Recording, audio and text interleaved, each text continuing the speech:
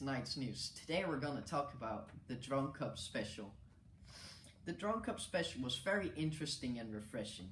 We were the first in the world to organize a drone cup for kids with special needs.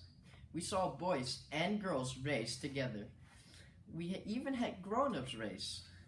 Me and a couple of others from the school filmed everything and everything around it.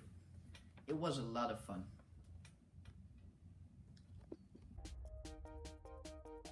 It was super fun and we were taught how to fly with drones.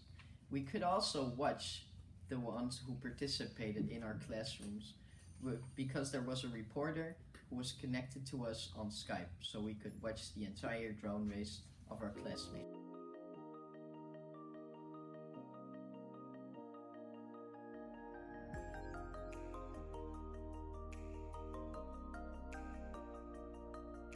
The medals were 3D printed and the trophies were well made.